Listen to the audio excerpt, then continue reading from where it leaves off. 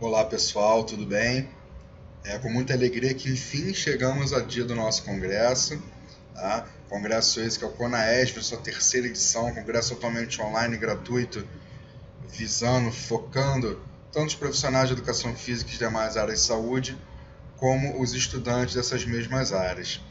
Com muito prazer, eu fui convidado, com muito prazer e alegria, eu fui convidado para tocar uma temática bem interessante e recente no cenário da educação física, chamado de autoliberação miofascial. Tá? Então, o objetivo desse nosso bate-papo de hoje é tentar elucidar, tentar ver o que nós temos no cenário acadêmico, ou seja, o que os artigos científicos eles vêm falando dessa técnica sobre as respostas neuromusculares, e ao final desse nosso bate-papo tentar chegar a uma conclusão parcial sobre como e quando eu conseguiria utilizar essa ferramenta, essa técnica, para maximizar os meus resultados. Então, inicialmente, eu gostaria de me apresentar. Eu me chamo Estevão Monteiro, eu sou graduado em Educação Física pelo Centro Universitário Augusto Mota, a Uniswan, aqui no estado do Rio de Janeiro. Atualmente eu faço parte do grupo de pesquisa do Departamento de Ginástica na Escola de Educação Física e Desportos da Universidade Federal do Rio de Janeiro, o qual temos o professor doutor e titular dessa mesma universidade, Jefferson Novaes, como responsável e coordenador desse grupo de pesquisa.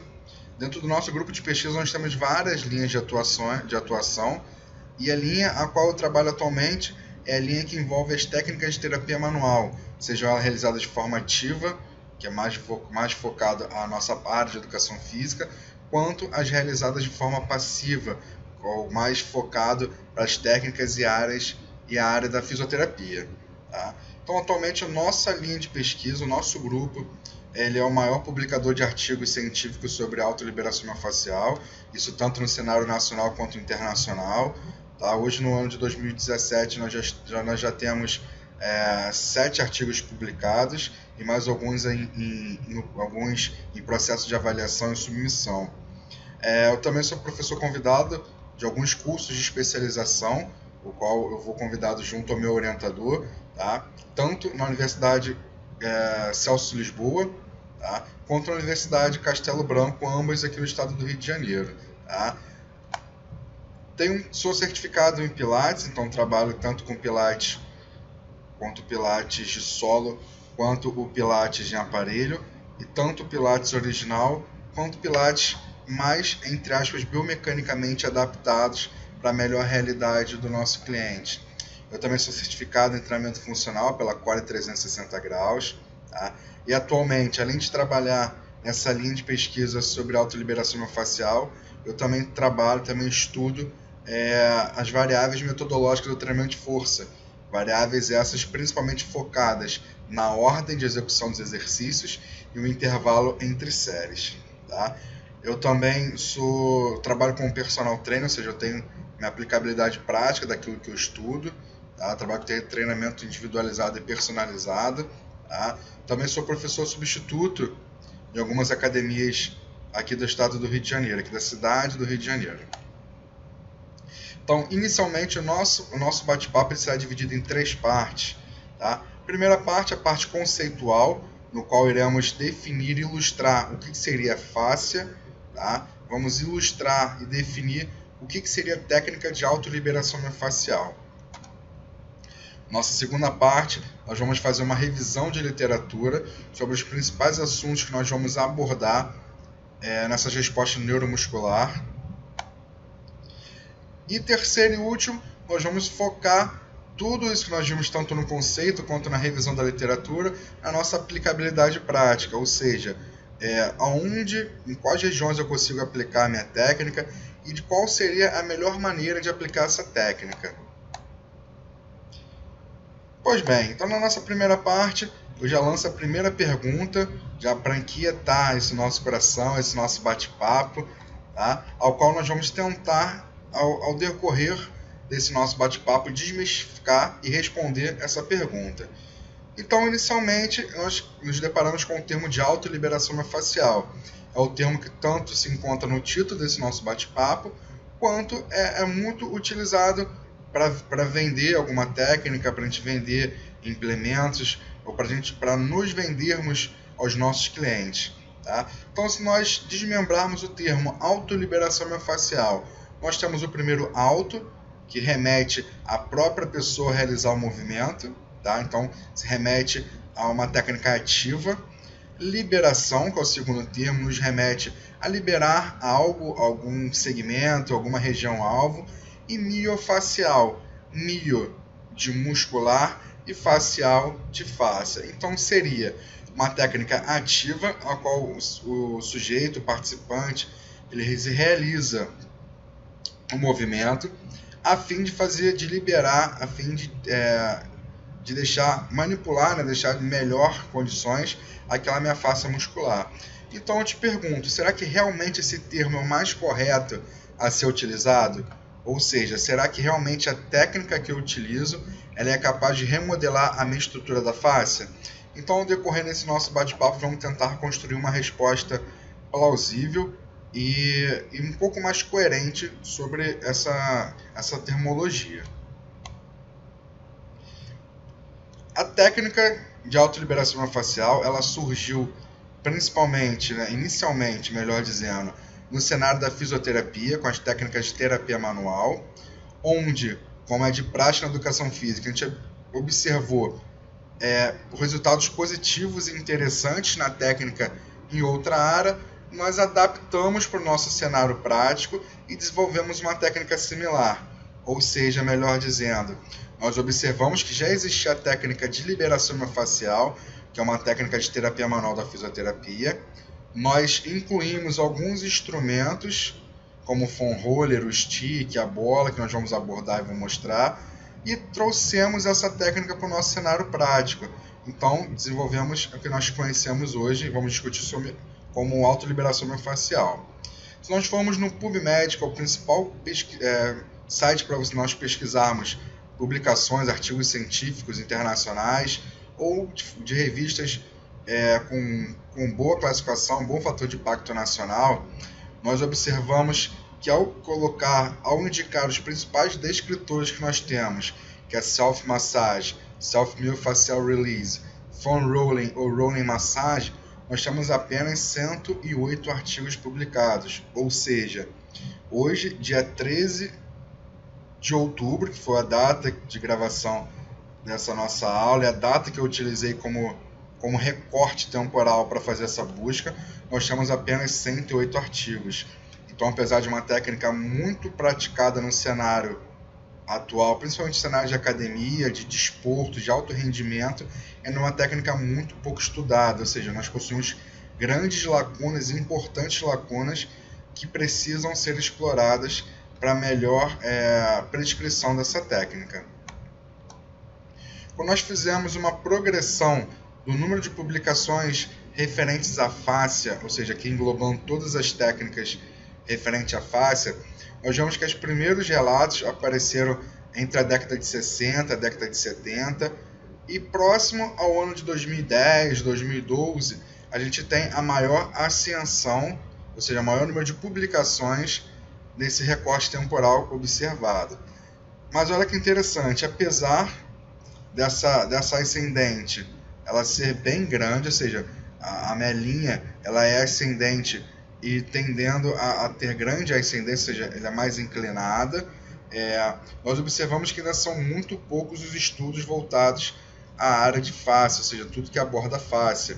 E esses resultados progressivos de progressão, eles corroboram com aqueles resultados dos artigos que eu apresentei anterior, no qual foi observado apenas 108 artigos. Então, ou seja, novamente, nós temos muito poucos estudos sobre essa temática. Tá? Então, temos importantes lacunas ainda que não foram exploradas, não foram desmistificadas e que precisam ser feitas. Então, já fica aí uma dica para quem gosta dessa área, para quem se interessar, para quem está pensando em fazer um TCC da graduação, da especialização, ou do próprio mestrado e doutorado, tem uma área bem interessante a ser explorada, a ser abordada. Então, tentando conceituar um pouco sobre o que é fáscia. Fáscia nada mais é do que um tecido conjuntivo formado principalmente por elastina e colágeno. Tá? Então, fáscia gente consegue exemplificar nessa figura, sendo esse tecido, essa pequena membrana, que ela vai recobrir tanto a nossa estrutura muscular, quanto a nossa estrutura óssea, quanto a nossa estrutura visceral, ou seja, a fáscia ela vai recobrir todas as estruturas do meu corpo, seja ela meus músculos, sejam eles meus ossos, sejam eles meus órgãos. Tá? Essa segunda figura a gente consegue exemplificar um pouco melhor. Então essa primeira camada, essa camada superior, uma cor meio cinza, um pouco marrom meio claro, é a nossa camada da pele. A camada básica, essa camada redonda, amarela, seria o nosso tecido adiposo. Abaixo dele nós temos a primeira camada de fáscia, que é conhecida como fáscia superficial. Nós temos mais uma camada de tecido adiposo. Nós temos mais uma camada de fáscia, que é a chamada de fáscia profunda, ou seja, ela está mais profundamente, mais distalmente da minha pele. Eu tenho uma camada de músculo, ou seja, meu tecido muscular, e dentro do meu tecido muscular eu tenho a terceira camada de fáscia, que é chamada de fáscia intramuscular. Tá? Se nós observarmos entre esses tecidos, ou seja, entre as minhas fáscias, a conexão da minha face com esses tecidos, nós temos um ácido chamado de ácido hialurônico. Esse ácido ele possui a funcionalidade muito similar ao líquido sinovial encontrado nas nossas articulações. Ou seja, ele tem principalmente a função de lubrificar aquela minha estrutura e permitir assim melhor deslizamento, melhor movimentação e melhor funcionalidade daquela mesma estrutura. Tá? A fáscia, basicamente, nós encontramos relatos dela possuir duas funções. A primeira função não é a função primária dela, não é a função mais importante que ela exerce, seria a função de proteção das nossas estruturas. Então, apesar da fáscia ser uma membrana bem fina, essa membrana ela consegue proteger essas minhas estruturas, novamente, seja óssea, muscular ou visceral. E a segunda função, que é mais importante, que é mais ponderada, é mais indicada realmente que a fáscia é capaz de fazer, é de sustentação e dar o formato da estrutura. Ou seja, a minha musculatura, basicamente, para possuir aquele desenho anatômico que nós conhecemos, é necessário que a fáscia que ela recobre, ela permita esse remodelamento. Um exemplo mais claro é quando a gente traz para as vísceras, tá? As minhas vísceras, os meus órgãos, que estão situados no meu tronco, na minha parte central do corpo. Eles só possuem aquela localização devido à sustentação da minha fáscia. Ou seja, o que sustenta o meu estômago no lugar, o meu intestino no mesmo lugar, no lugar dele, perdão, é a fáscia e não a minha musculatura. Nessa terceira figura a gente consegue verificar um pouco mais profundamente a fáscia, a qual eu tinha falado, aquela fáscia profunda, aquela fáscia intramuscular, onde eu tenho esse azul um pouco mais escuro, a minha fáscia profunda, abaixo eu tenho meu tecido muscular. Visto isso, quando a gente vai para o conceito da técnica, eu gosto muito de exemplificar usando essa analogia da massa de pizza ou da massa de pão. Ou seja, eu tenho inicialmente aquela massa mais densa, aquela massa mais grossa. Eu necessito, através de um implemento, fazer uma pressão naquela massa e deslizar para poder abrir aquela massa. Então, primeiro ponto da técnica, como eu antecipei anteriormente, ela é uma técnica ativa, ao qual o sujeito realiza o movimento. E o segundo ponto, o qual eu exemplifiquei nesse momento, através da massa de pizza, é que a execução dela sempre vai ser em forma de amassamento e rolamento. Ou seja, eu pressiono o meu tecido, a minha região alvo, e faço um movimento de deslizamento, de rolamento, para poder liberar aquela região. Terceiro ponto, referente aos mecanismos, hoje descritos na literatura, os mecanismos que vão responder a essa técnica, eles são os mesmos que respondem a qualquer técnica de terapia manual. Nosso quarto ponto é a influência, ou seja, a influência dela sobre um fenômeno conhecido como histerese. Histerese ele foi apontado, foi descrito principalmente por Thomas Myers, tá? E o qual o autor ele vai definir esse fenômeno como uma desidratação do tecido, principalmente decorrente a uma aplicação de força extrema, e desidratação essa que vai gerar perda da minha funcionalidade. Ou seja, eu jogo, aplico uma força muito grande no meu segmento, aquele meu segmento desidrata, eu perco a lubrificação dele, automaticamente eu perco a minha funcionalidade, ou seja, eu tenho menos arco de amplitude, eu tenho menor mobilidade daquele segmento. Quinto ponto, e os 6 que estão relacionados, né?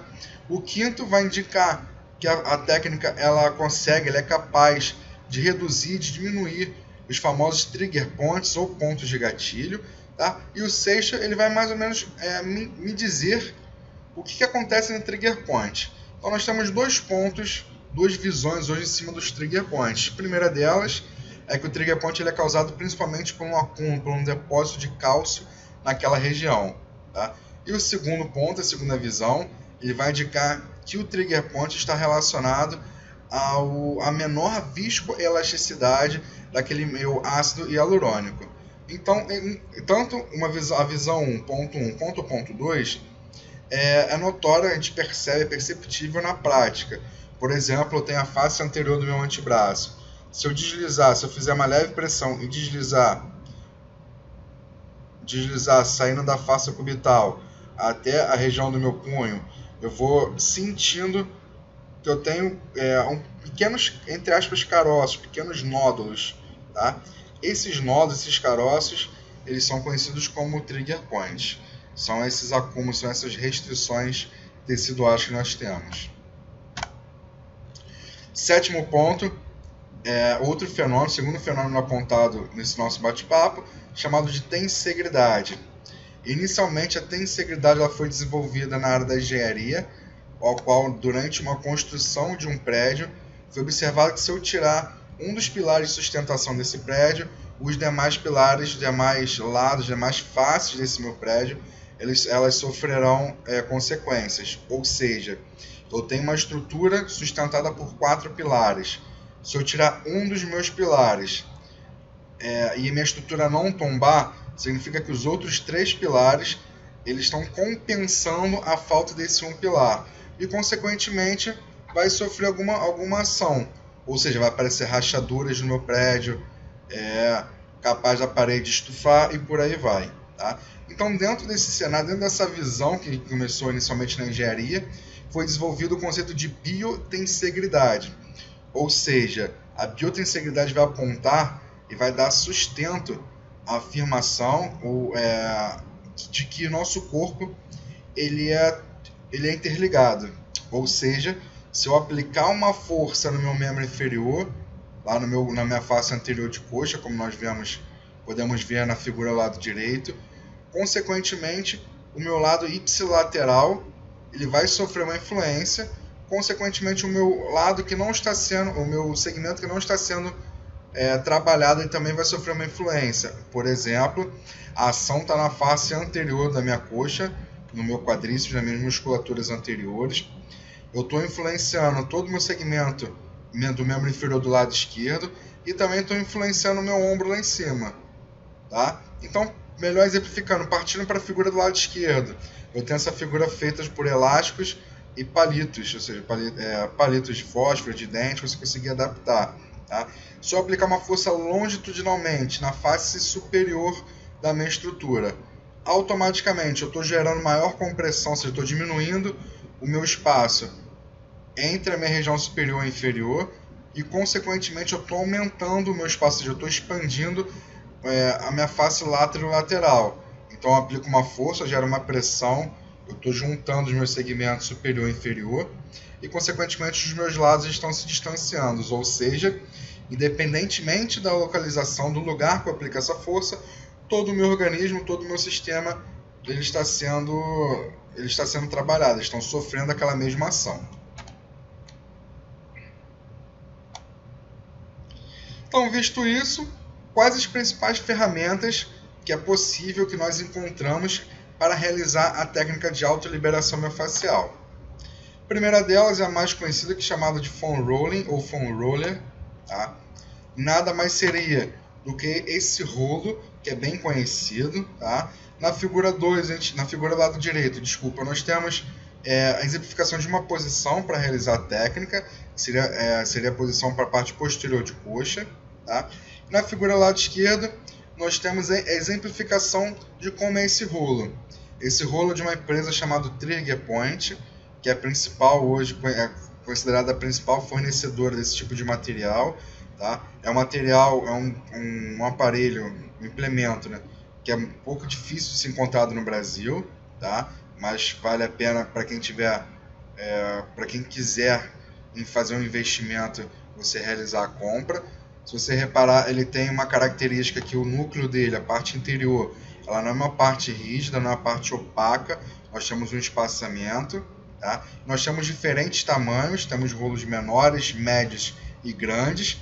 O que vai diferenciar é a região com a qual eu vou trabalhar. Então, rolos menores eu tenho ação numa região mais específica, numa região menor. Rolos médios eu consigo focar numa região maior, os grupamentos musculares maiores e realizar de forma unilateral. E os rolos maiores eu atinjo os mesmos grupamentos musculares do que o rolo médio. A única diferença é que eu tenho a possibilidade de fazê-lo de forma simultânea, de forma bilateral. Se nós repararmos, esse rolo ele possui pequenas irregularidades na sua superfície, ou seja, não é totalmente liso. Os fabricantes e as pessoas que defendem, gostam do uso desse rolo, eles indicam que essas irregularidades elas tornam capaz de atingir diferentes formas e diferentes áreas das nossas faces e, consequentemente, vai me dar uma resposta melhor. Entretanto, nós não temos nada que indicando que esse tipo de irregularidade superficial do meu aparelho, do meu implemento, ele vai me dar realmente essa resposta. Hoje nós também temos um rolo que é de uma fabricante brasileira, chamado Foam Roller Brasil, que é um rolo bem diferente desse rolo que está na ilustração, o qual é um rolo totalmente preenchido na parte superior, na parte interior, desculpa, do rolo, tá? A superfície dele é um pouco mais lisa, tá? É um rolo também muito bom, excelente de utilização. É uma empresa que é parceira da nossa linha de pesquisa atualmente. Para quem quiser fazer um investimento, também vale super a pena comprá-lo, tá? E é mais fácil, você tem melhor acesso de comprá-lo. É uma empresa brasileira localizada no Rio Grande do Sul, a qual chega sem problemas e rapidamente por SEDEX na residência de quem quiser adquirir. Ou, como melhor custo-benefício, se você quiser, você também consegue fabricar o seu rolo.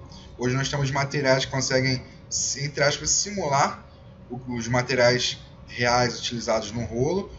Por exemplo, a minha parte interior eu consigo utilizar canos de PVC, o qual existem diferentes milimetragens deles e diferentes densidades desse rolo, ou seja, eu consigo comprar um PVC um pouco mais rígido, o que seria um pouco melhor para a nossa técnica, tá? E a parte de fora, a parte interior do rolo, que é uma parte de chamado poliestileno, tá? Eu consigo também comprar algum material similar, tá? Consigo comprar, por exemplo, um neoprene similar, consigo comprar algum outro material que consiga simular esse meu material que nós temos. O segundo é conhecido como stick ou bastão. Esse também é bem conhecido, na foto a gente consegue ilustrar. Basicamente, esse bastão, esse meu stick, ele tem a mesma funcionalidade do meu foam roller, apenas citando duas diferenças.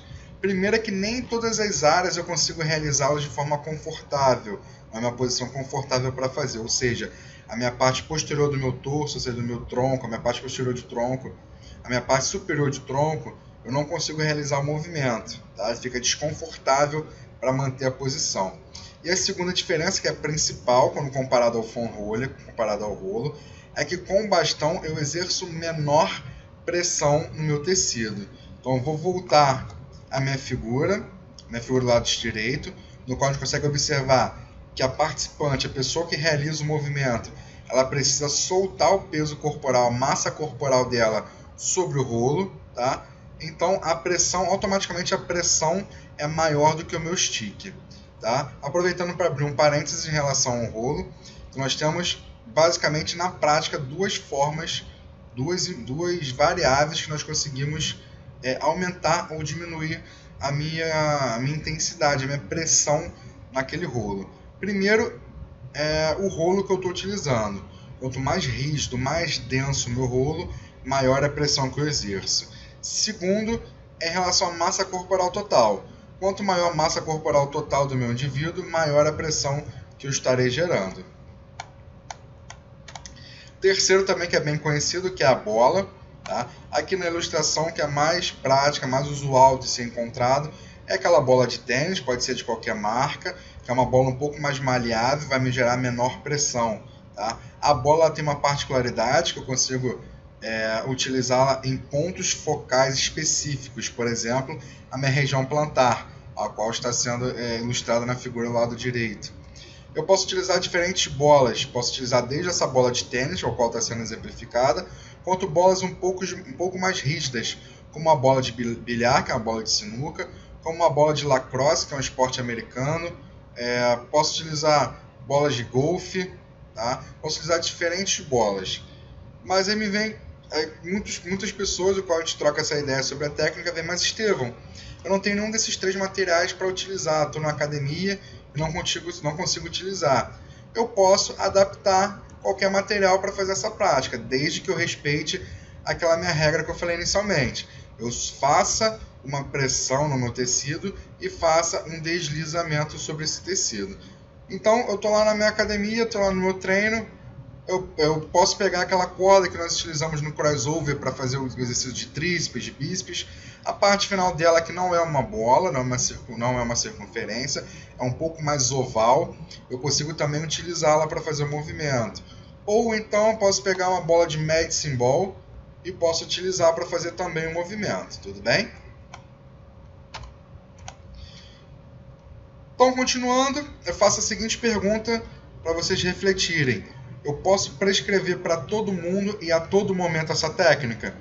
Eu gosto muito de fazer essa pergunta e respondê-la com um ditado popular.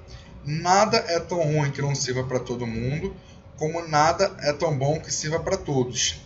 Então, dentro desse cenário, nós vemos algumas situações específicas que talvez seja necessário eu repensar se é realmente válido eu utilizar a técnica e qual o implemento que eu utilizaria para fazer essa técnica.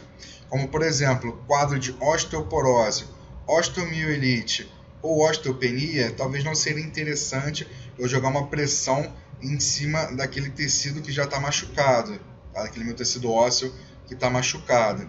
Tá? Dentro desse cenário, desses três tópicos, a gente consegue muito associá-lo a pessoas de terceira idade, seja idosos, é mais comum encontrar tanto osteoporose, quanto osteomielite, como uma osteopenia. Tá?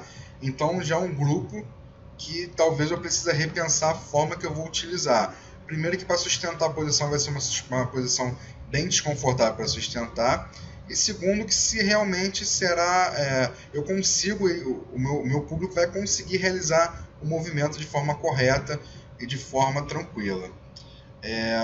Prosseguindo, pessoas com quadros de fratura e regeneração, também não é indicado jogar uma pressão naquele meu tecido que ainda está cicatrizando, meu tecido que ainda está regenerando.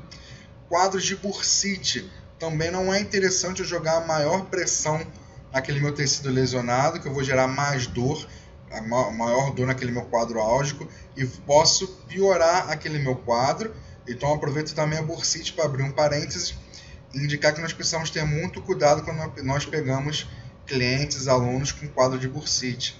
Hoje nós sabemos que a bursite ela é uma causa secundária de uma causa primária, ou seja, eu tenho uma causa primária que gerou, por exemplo, um desnível muscular, um desnível daquela minha estrutura e por consequência me gerou uma compressão da bursa. Tá?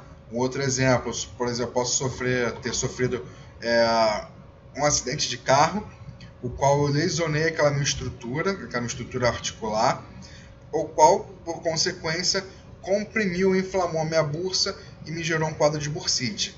Então, muito cuidado quando você pegar clientes, alunos com esse quadro, e porque você precisa avaliar o histórico original, o que está ocasionando aquela compressão, tudo bem? Por fim, quadro de desordem hemorrágicas. Aqui eu abro tanto para pequenos edemas muscular, alguns edemas que a gente aparece, aquela roxidão que você tem no seu segmento, quanto para mulheres, dependendo do ciclo menstrual e da fase do ciclo menstrual que esteja, não seja interessante realizar esse movimento. Então, prosseguindo, nós entramos nos quadros de mecanismos responsórios, ou seja, quais os mecanismos que vão responder àquela minha técnica. Então, hoje nós sabemos que os mecanismos eles são divididos tanto em mecanismos mecânicos quanto em mecanismos neurofisiológicos. Então, inicialmente, vamos abordar a parte mecânica, que basicamente ela vai ser sustentada por mudanças estruturais na fáscia, ou seja, eu vou diminuir as minhas aderências faciais, eu vou aumentar a minha viscoelasticidade do tecido, eu vou diminuir ou reduzir os meus pontos de gatilho e vou melhorar ou aumentar as minhas características tissotrópicas. Então, resumindo, em outras palavras, o meu mecanismo mecânico ele está vinculado a mudanças na minha estrutura facial, ao qual me gerarão maior complacência e maior comprimento daquele meu tecido. O segundo mecanismo, que é o neurofisiológico, ele é dividido principalmente nos mecanorreceptores, nos quais nós sabemos que intramuscularmente e intrafacialmente nós possuímos mecanorreceptores, que são terminações nervosas, tá? Mecanorreceptores esses que vão causar ao cliente, ao indivíduo, diminuição do tônus muscular. Então, ou seja, é possível que o cliente perca produção de força, seja ele força, independente da manifestação, seja força máxima, potência ou resistência, devido à diminuição do tônus muscular.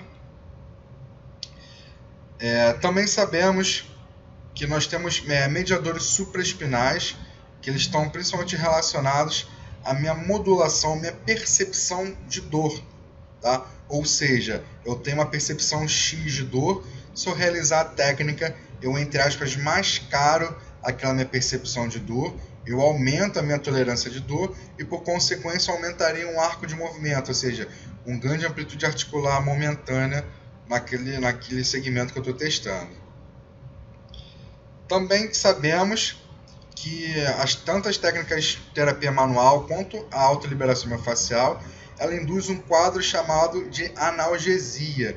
Quadro esse muito comum e muito observado no nosso cotidiano do dia a dia.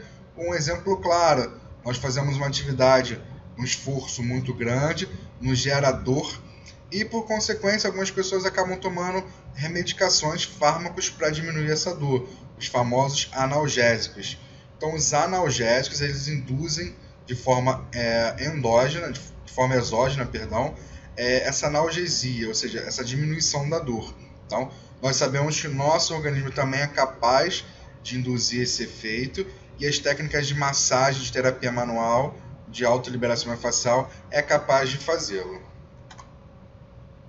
Sabemos também que essas mesmas técnicas elas são capazes de modificar estruturas de alguns neuropeptídeos, de alguns hormônios, ou seja, ela consegue modificar a concentração de alguns hormônios no nosso corpo, tá? Basicamente, alguns opioides, a ocitocina, o endocanabidiol, e já aproveito também para falar de vasodilatadores que nós temos no nosso organismo, tá? Então, ou seja, o endocanabidiol, que é muito conhecido, que é bem debatido hoje na nossa mídia, que é muito conhecido na maconha, que também é encontrado, nosso organismo o produz, ele está relacionado ao bem-estar, aquele prazer. Então, por isso que é muito comum, após uma sessão de autoliberação miofascial ou uma sessão de massagem, nós sentimos aquele bem-estar, aquele prazer, uma sensação um pouco melhor do que aquela que nós estávamos antes de realizar a técnica. Então, dessa forma, eu te refaço a pergunta que inicialmente nós fizemos.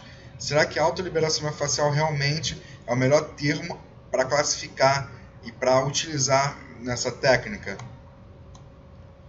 Então a resposta que até o momento nós temos é a resposta negativa, né? Então quando a gente se depara com essa resposta, a gente toma um susto, né? Ou seja, tudo que eu aprendi, tudo que eu utilizei, tudo que foi visto inicialmente e praticado na minha aplicada no meu cenário prático, realmente não é bem isso, né? Essa resposta, basicamente, ela vai ser sustentada por três artigos científicos. O primeiro dela é uma revisão sistemática, publicada no ano de 2015, o qual levaram em consideração todas as técnicas de terapia manual e todas as técnicas de autoterapia manual, ou seja, de automassagem, tanto com foam roller, qualquer implemento. Foi levado em consideração todos os artigos que foram incluídos nos critérios específicos de elegibilidade, os critérios de inclusão desse artigo, tá? E foram incluídos apenas artigos publicados em revistas consideradas revistas bem conceituadas, né? Importantes revistas do nosso cenário, tanto da educação física quanto da fisioterapia. O segundo artigo é um artigo original, o qual foi avaliado modificações nos ângulos, tanto do quadril quanto do joelho, e o comprimento do reto femoral. O terceiro artigo também é um artigo original, que é um artigo que foi verificado a influência da massagem manual sobre a rigidez muscular, tá? Esse artigo é um artigo bem interessante, que utilizaram um instrumento uma característica um pouco mais direta de avaliação, chamado de elastografia, tá?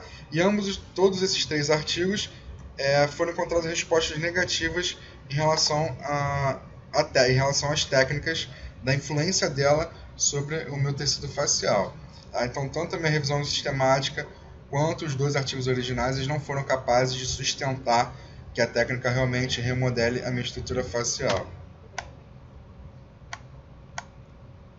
Sendo assim, qual é a melhor forma e qual é a forma mais correta de chamar a técnica? Então, hoje nós temos três nomenclaturas que são as mais interessantes, que seria o termo de automassagem, massagem ou autoterapia manual, tá? Sejam elas chamadas em português, ou no lado direito do quadro a nomenclatura em inglês, que atualmente seria um pouco mais correto, um pouco mais fiel da gente utilizar, tá? Lógico que a gente faz um adendo e te faça uma reflexão, que é muito mais comercial, ou seja, muito mais fácil vender, seja ele um curso, seja ele um implemento, chamando de autoliberação facial do que chamando de automassagem ou massagem, tá? Então sempre tomar muito cuidado, que eles tentam empurrar para a gente uma coisa que realmente não é. Então sempre ficar o pé atrás e sempre pesquisar em relação a tanto a autoliberação facial quanto a qualquer outra técnica.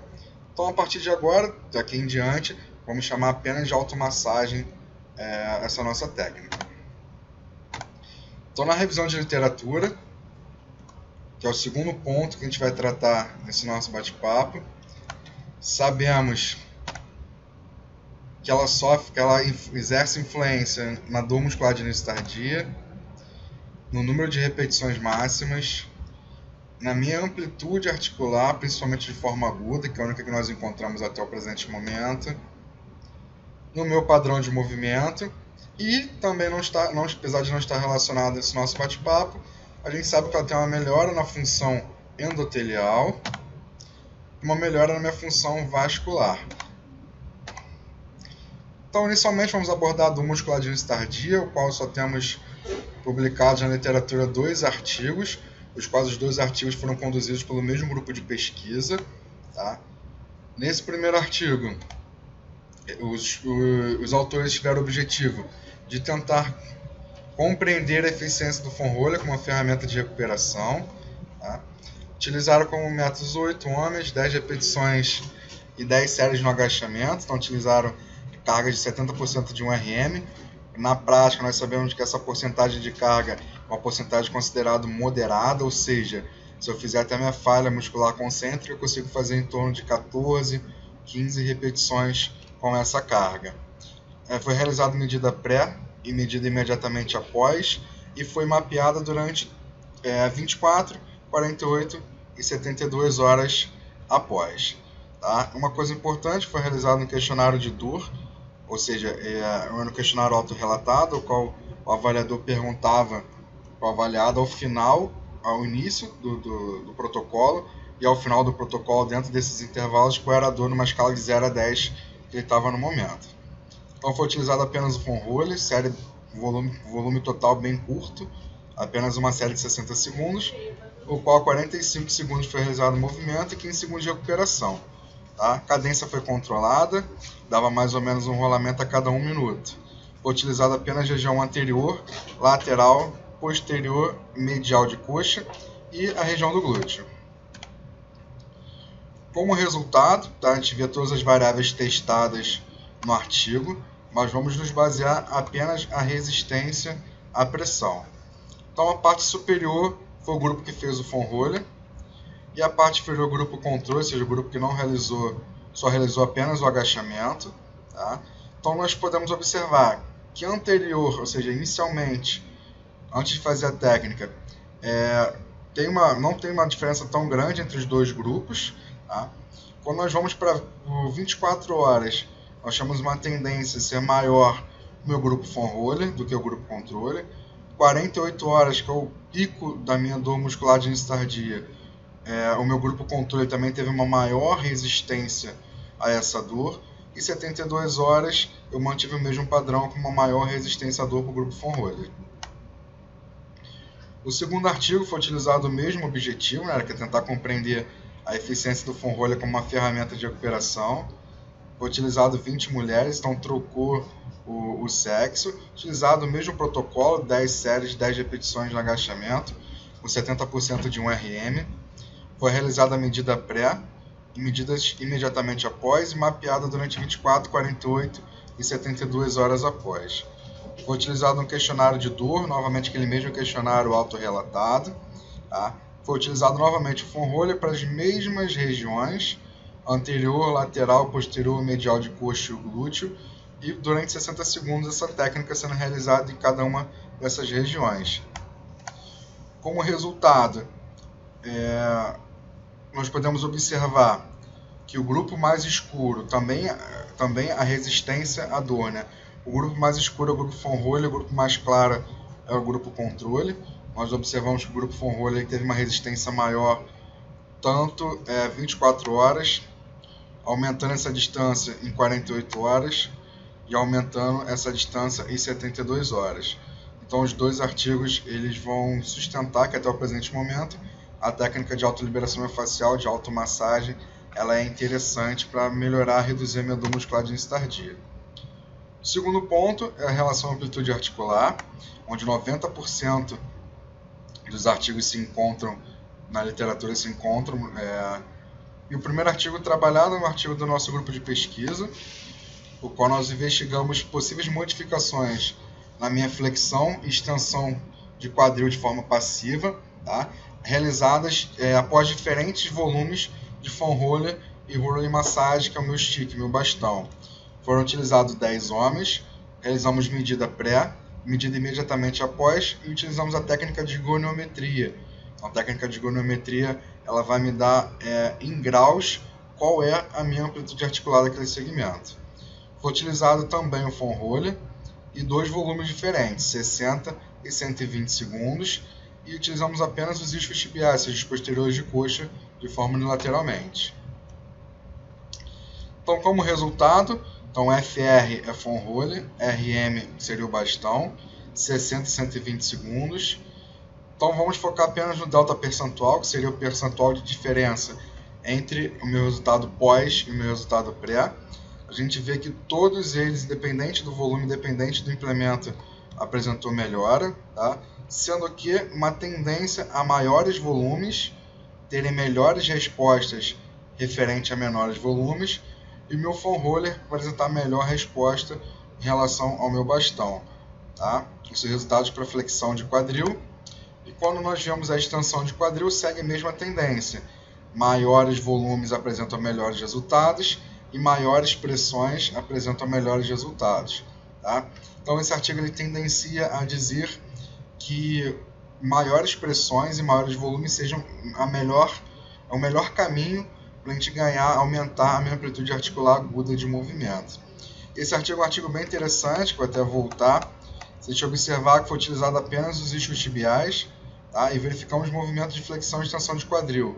Tá? Se a gente pensar que o isquiotibial ele influencia principalmente o movimento de extensão de quadril, eu tive ganhos tanto em extensão e flexão de quadril, é possível a gente concluir parcialmente, e a gente vai até ao encontro da literatura, dizendo que a gente possui um efeito tanto local quanto um efeito não local, né? Um efeito global da técnica, ou seja, eu melhoro aquele meu alvo, aquele meu efeito alvo, meu movimento alvo, e eu aumento o movimento contralateral dele ou um movimento oposto a ele.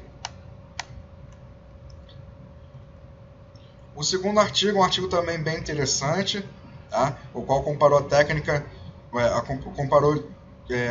a combinação da técnica de automassagem com von Rohle, o alongamento estático, ambos isolados, e em combinação sobre o ganho de amplitude articular de tornozelo, de dorsiflexão, em atletas adolescentes. Tá? O objetivo dele foi comparar o efeito do alongamento estático, do von Rohle, da combinação dos dois, sobre a dorsiflexão passiva de tornozelo. Foram 11 adolescentes utilizados, realizaram a medida pré, a medida imediatamente após, e mapearam esses resultados em até 20 minutos após, 10, 15 e 20 minutos. O grupo 1 utilizou apenas a automassagem com von Rohle, o grupo 2 apenas o alongamento estático e o grupo 3 a combinação dessas duas técnicas. Foi utilizado apenas von Rohle, foram utilizadas 3 séries de 30 segundos, ou seja, um volume total bem curto, tá? E foi utilizado apenas os posteriores de perna, as panturrilhas. Então, como resultados, novamente vamos focar no delta, que seria a diferença. Então, imediatamente após, nós temos um aumento maior para o grupo que fez a combinação das duas técnicas. Para o momento 10 minutos após, nós continuamos com um aumento maior do meu grupo que fez a combinação das duas técnicas. Em 15 minutos eu continuo com aumento maior para a combinação. E meu grupo 3 já não apresenta tanta diferença da combinação das técnicas para a técnica de automassagem ser realizada de forma isolada. A gente observando os resultados de forma bruta, nós vemos alguns pontos bem interessantes. Primeiro, que o ganho de amplitude feito com o alongamento estático ele é bem maior imediatamente após. Então, imediatamente após eu tive maior resultado e foi se perdendo durante o mapeamento em 20 minutos. Quando a gente vai para o von Rohle, a gente vê que não teve tanta perda, né? Que eu saio de 0.4, 0.2, 0.3 e retorno para 0.4. Agora, para o grupo em combinação, eu tive os maiores aumentos, compensação eu tive as maiores quedas. Então, o que a gente pode concluir parcialmente é que o mais interessante é realizar a combinação dessas duas técnicas para ganho de amplitude articular, tá? E a minha técnica de von Rohle, apesar de não aumentar tanto como as outras, ela tende a perder menos aqueles resultados que eu obtive durante a técnica. O terceiro artigo, um artigo também bem interessante, que foi já apresentado inicialmente, agora vamos apenas detalhar ele um pouco melhor. O objetivo dele foi investigar os efeitos da técnica de automassagem na extensão de quadril, na flexão de joelho e no comprimento do reto femoral, através de um teste bem conhecido na área da fisioterapia chamado de Thomas Test. É um teste de figura tridimensional, o qual a gente consegue mapear a angulação de uma articulação e o comprimento daquele meu segmento. Foram utilizados 23 indivíduos, ou seja, 7 homens e 16 mulheres. Realizou medida pré imediatamente após. Foram utilizadas 2 séries de 60 segundos de von Rohle apenas para a região anterior de coxa. Então, novamente, o volume total utilizado é um volume bem curto. Então, exemplificando a técnica como eu coloco o sujeito em decúbito dorsal. Através dessa posição de movimento, eu consigo traçar posições na minha crista ilíaca anteroposterior, crista ilíaca anterosuperior, acetábulo ou cabeça do meu fêmur, a minha base lateral da patela e meu malelo. Através desses pontos eu consigo realizar a medição em graus da minha amplitude de um segmento, ou seja, do quadril, por exemplo, a minha amplitude do tornozelo e a minha distância em centímetros do meu segmento testado, no caso, o meu reto femoral. Então, como resultado, novamente vamos olhar para o delta. Se nós vemos a extensão de quadril, a gente vê observar de forma unilateral, ou seja, de forma indivíduo por indivíduo. A gente vê que alguns indivíduos tiveram perdas, seja ela perdas pequenas, como perdas um pouco mais significativas, e indivíduos que apresentaram ganhos, sejam eles pequenos ou ganhos significativos. E quando a gente vê lá no último, que é o x², o resultado do grupo, a gente vê que teve uma melhora de 1,9 graus para a minha extensão de quadril. Quando eu venho para a flexão de joelho, novamente, olhando indivíduo por indivíduo, eu vejo que alguns indivíduos tiveram ganhos mais acentuados, outros menos acentuados, e alguns tiveram decréscimos, e de forma, avaliando um grupo, a gente tem um decréscimo de 1,4 grau na minha flexão de joelho. Agora, no comprimento reto femoral, segue a mesma tendência, alguns aumentaram e outros diminuíram, e como resultado do grupo, eu tive uma diminuição de alguns centímetros do meu reto femoral. Terceiro ponto abordado em relação ao padrão de movimento, o qual só existe um artigo na literatura publicado, que também é do nosso grupo de pesquisa, o qual nós examinamos diferentes volumes de automassagem no desempenho do agachamento com a barra sobre a cabeça, que é o overhead deep squat. Foi utilizado 20 mulheres, realizamos medida pré e medida imediatamente após, e utilizamos como forma de avaliar esse padrão de movimento um teste chamado de FMS, que é o Functional Movement Screen Test. Tá? É um teste que eu vou apresentar um pouco mais à frente para vocês como é que é o padrão dele, mas basicamente é um teste um pouco mais engessado, o qual, dependendo do padrão de movimento descrito nas figuras do próprio teste, ele vai te dar uma classificação. Classificação essa que vai de 0 a 3, sendo 0 considerado pessoa impossibilitada de fazer o movimento, porque está com alguma restrição articular ou alguma dor que impossibilite aquele movimento, e o 3 seria o agachamento perfeito. Então foi utilizado o foam roller e a bola de tênis, e utilizado 4 volumes diferentes, 30 segundos, 60 segundos, 90 segundos e 120 segundos.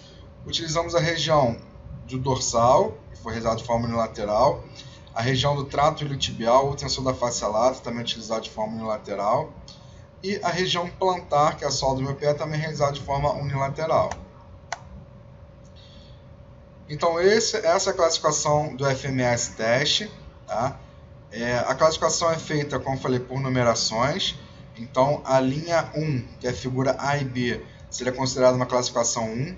A linha 2, que é a figura C e D, é considerada uma classificação 2.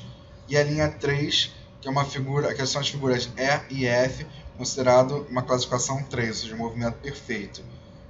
Coluna esquerda é vista anterior do movimento, coluna direita é vista lateral do movimento. Então a gente percebe que para um movimento perfeito, um movimento considerado ideal, é necessário ter boa mobilidade das articulações do tornozelo, joelho, quadril e cintura escapular, além de uma boa estabilidade da cintura escapular para sustentar a posição da barra sobre a cabeça.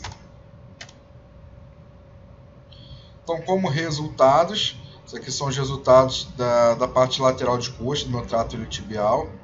A gente vê que segue a mesma tendência, maiores volumes parecem ser melhores do que menores volumes para ganho de amplitude articular, como visto anteriormente, e por consequência melhora no padrão de movimento. Quando a gente vê na região plantar e na minha região dorsal, a minha lateral do tronco, segue o mesmo padrão. Maiores volumes são melhores do que menores, tanto para ganho de amplitude articular, como já visto anteriormente, como para ganhos de padrão, no melhora do meu padrão de movimento. Então a gente sabe que quanto pior o padrão de movimento associado a uma maior sobrecarga, maior a minha incidência de lesão.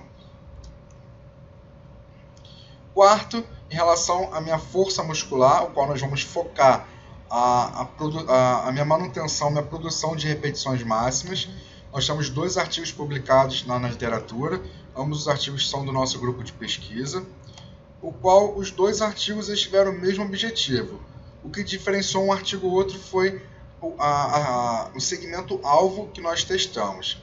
Então, como objetivo, nós investigamos o efeito de diferentes volumes de von Roller, tá, sobre a região anterior de coxa, o quadríceps, foi no estudo 1, e sobre a região posterior de coxa, que são os isquiotibiais, no estudo 2, durante o intervalo entre séries no desempenho de repetições máximas na cadeira extensora. Tá? Então foram 25 mulheres, ao qual foi realizado 4 séries para o estudo 1 e 3 séries no estudo 2, com 100% da minha carga de 10 repetições máximas. Ou seja, eu realizei um teste e reteste para encontrar a minha carga para aquele exercício, para realizar 10 repetições máximas. Com essa mesma carga, a gente colocou um indivíduo para realizar o maior número de repetições possíveis naquele mesmo exercício. Tá? Então, como volume, foram utilizados 60, 90 e 120 segundos, que foi o volume 1, foi o artigo 1, desculpa, 60 e 120 segundos no volume 2, no artigo 2. Ambos foi realizado de forma unilateralmente. Tá? Então, ou seja, foi realizado apenas um lado em cada uma dessas regiões alvos. Tá? Já aproveito esse momento, nesse mesmo slide, para incluir uma limitação que foi encontrada, que foi incluída no nosso artigo, o qual, se a gente reparar, que a gente teve um grupo controle, o qual apenas realizou movimentos sem realizar técnica, e o grupo controle ele apresentou uma maior recuperação, uma recuperação passiva em comparação aos grupos experimentais. Então, ou seja, a recuperação passiva foi fixada em 4 minutos para todos os grupos. Entretanto, os grupos experimentais, eles, conforme aumentava o volume de automassagem, diminuía o meu volume de recuperação passiva. Então, exemplificando, meu grupo controle recuperou 4 minutos passivamente, o meu grupo experimental de 60 segundos descansou 3 minutos de forma passiva e realizou 1 minuto de autoliberação miofascial. O grupo de 90 segundos recuperou de forma passiva 2 minutos e meio e realizou a técnica durante os últimos 1 minuto e meio. Tá? E o grupo de 4 minutos realizou a recuperação passiva durante 2 minutos e os outros 2 minutos realizou a técnica. Tá? Então, por consequência, os grupos experimentais sempre recuperaram menos que o grupo controle. E isso pode ter influenciado os meus resultados, a minha produção de força, visto que a literatura aponta que é necessário em torno de 4 minutos para a minha recuperação ideal, mais próxima a 100%, para eu realizar novamente aquela minha tarefa motora. Então, como resultado no estudo 1, na primeira e na segunda série, apesar de ter decréscimos no número de repetições, esses decréscimos não foram significativos. Na série 2 chegou a menos uma repetição, então próximo a 9 repetições máximas como média. Na minha série 3, e a série 4, a gente já começa a ver diferenças um pouco mais acentuadas e diferenças significativas, chegando na série 4 até próximo a 2 repetições máximas. No meu estudo 2, eu sigo a mesma tendência. A série 1, apesar de decréscimo, não foi significativa. A série 2 e a série 3, a gente já começa a observar diferenças significativas, diferenças maiores. Novamente tendenciando para maiores volumes apresentarem maiores resultados. Só que no caso desses dois artigos, resultados negativos, ou seja, quanto maior o meu volume, maior a minha perda de repetições máximas. Tá? Apesar desses resultados, a gente consegue ver uma coisa bem interessante. Se a gente observar na literatura, hoje no livro de capa vermelha do Fleck e do Simon, no qual eles abordam faixas de repetições ideais para determinados tipos de treino que eu estou objetivando, por exemplo, produção de força máxima, resistência muscular, ou uma resposta melhor de hipertrofia muscular. A gente consegue ver que a faixa ideal, por exemplo, da hipertrofia, que seria de 7 a 12, mesmo com essa perda significativa de repetições máximas, eu ainda estaria dentro dessa faixa. Como, por exemplo, a maior perda acentuada aqui foi de 2 repetições. Então, se deram 10 repetições, eu perdi 2, fiz 8, eu estou dentro da faixa indicada para ganho de hipertrofia.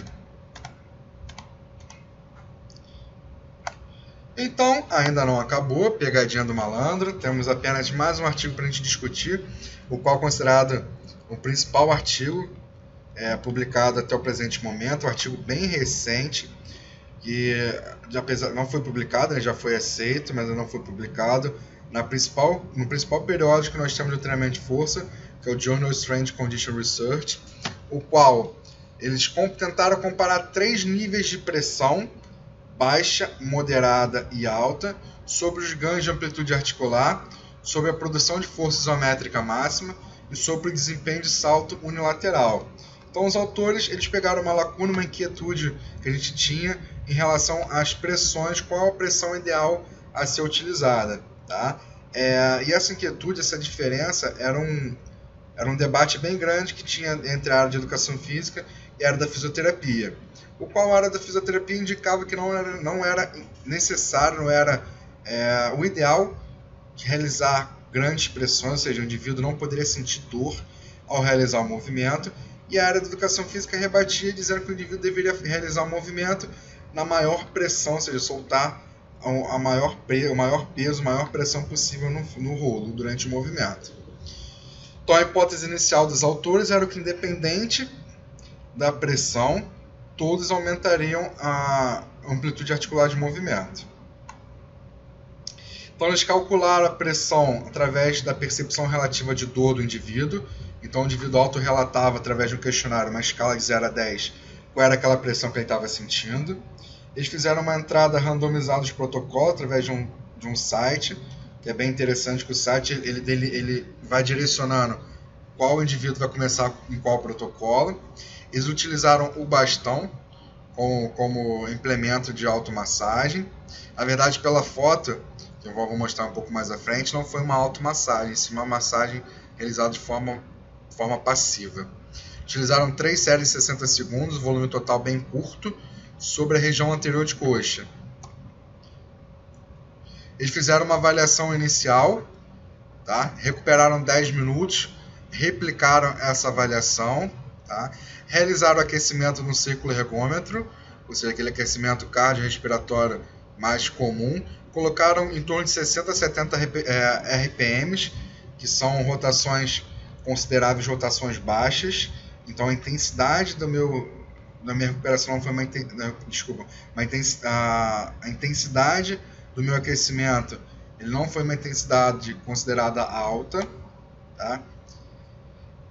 Como eu falei, as pressões eles utilizaram baixa, que foi em torno de 50%, através dessa equação descrita no slide. 70%, que era considerada a minha pressão moderada, qual a equação a qual eles chegaram a pressão exercida também está no slide escrito, e 90% que era a minha pressão alta. Então, como eu falei, eles iniciaram fazendo aquecimento lá no círculo ergômetro, utilizaram a primeira bateria de testes, recuperaram 10 minutos, realizaram a segunda bateria de testes, aplicaram a intervenção, aplicaram a intervenção, verificaram os resultados imediatamente após, recuperaram 10 minutos, e replicaram essa reavaliação e reviram os resultados encontrados. Então, como eu falei, o implemento é esse descrito na figura. Tá? Se a gente reparar, foi desenvolvido um mecanismo, o qual foi acoplado no meio dele o bastão. Mecanismo esse que, através de monitoramento do computador, consigo controlar a pressão que foi aplicada. Então, a mesma pressão ela foi aplicada durante todo o momento. Tá? A parte anterior de coxa do indivíduo está entre o aparelho, e o avaliador apenas posicionava as duas mãos na parte externa do meu implemento e realizava o movimento de deslizamento.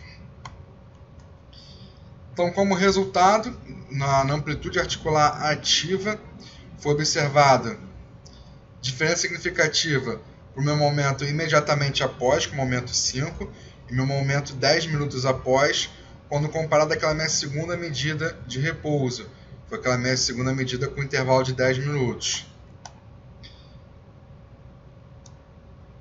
A minha amplitude articular de forma passiva, ela seguiu a mesma tendência, ou seja, tem uma diferença significativa tanto imediatamente após quanto 10 minutos após, quando comparado àquela minha medida em 10 minutos. Tá? A medida que aquela medida que é a minha segunda medida de 10 minutos, foi observada diferença significativa para a minha medida da minha primeira medida. Ou seja, aquela minha medida inicial, ela foi significativamente maior do que a minha segunda medida, que foi feita 10 minutos após. Então, olhando o delta percentual, a gente observa que teve decréscimos na amplitude ativa e na amplitude passiva, decréscimos esses chegando próximos a 18%.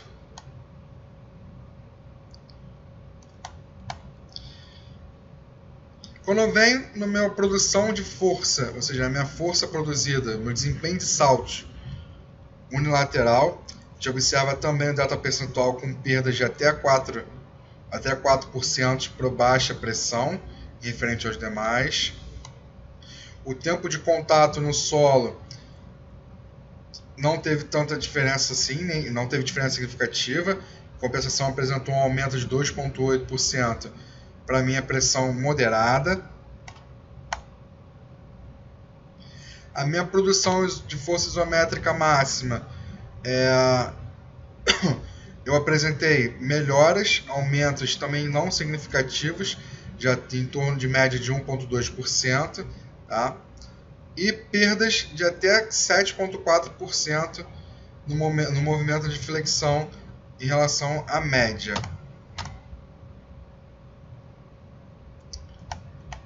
Então, só passando.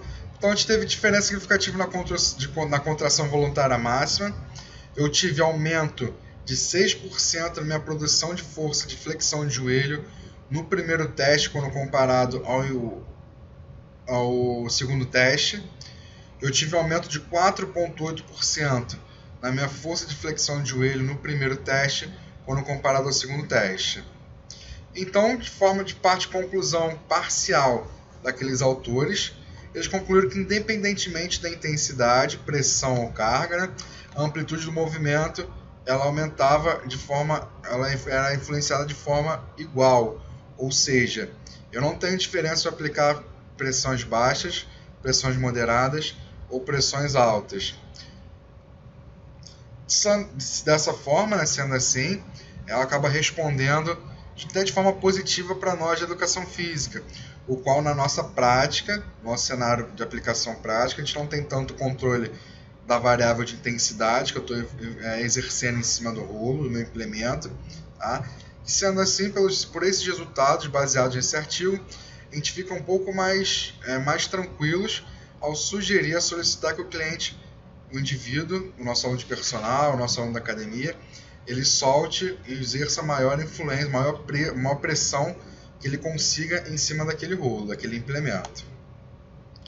Em relação à aplicabilidade prática, hoje nós conhecemos algumas posições que são citadas em artigos científicos. O primeiro delas é a minha região dorsal. Segundo, a minha região anterior de coxa. Terceiro, a minha região posterior de coxa. Quarto, a minha região adutor de coxa. Quinto, a minha região do glúteo, como alguns autores gostam de chamar de piriforme. 6, a minha região do trato iliotibial, que alguns autores gostam de chamar de tensor da face lata. 7, minha panturrilha. E o oitavo e último, minha região plantar. Essas são as regiões que nós encontramos na literatura. Entretanto, como a gente já vem discutindo ao longo desse nosso bate-papo, eu consigo adaptar para qualquer região. Então, um exemplo, a minha borda inferior da escápula, eu consigo, através da bola, apesar de não ser utilizado não ser apresentado na literatura essa região, eu consigo, através da bola, utilizá-la para fazer um movimento e liberar aquela região, bem como a minha região interescapular, os meus adutores de escápula. Então, apesar de não ter todas as regiões catalogadas, regiões citadas em artigos, eu consigo utilizar qualquer região que eu ache necessário. Um outro exemplo é a região do trapézio, que é muito comum sofrer tensões de cargas mecânicas do nosso dia a dia. Essas posições eu vou deixar como bônus nesse link, o qual nesse bônus eu vou deixar descrito um manual simples teórico, prático, mostrando, né, qual seria as posições, os acidentes ósseos, ou seja, os acidentes anatômicos que limitariam o movimento em cada região, tá? Ou seja, de onde até onde eu poderia e seria indicado eu realizar a técnica. Nesse bônus eu também vou deixar alguns vídeos em cada uma dessas posições de como eu realizo a técnica no foam roller e na bola para a região plantar. E nesse bônus eu vou deixar essa apresentação, os slides em PDF e todos os artigos foram citados durante esse nosso bate-papo. Tudo bem? Então, galera, obrigado pela participação. Qualquer dúvida, esses são os meus contatos. Você pode entrar em contato através do meu Facebook, através do meu Instagram ou diretamente através do e-mail, tá? Vocês fiquem à vontade, se tiver alguma dúvida, quiser trocar uma ideia, precisar de material, você pode entrar em contato.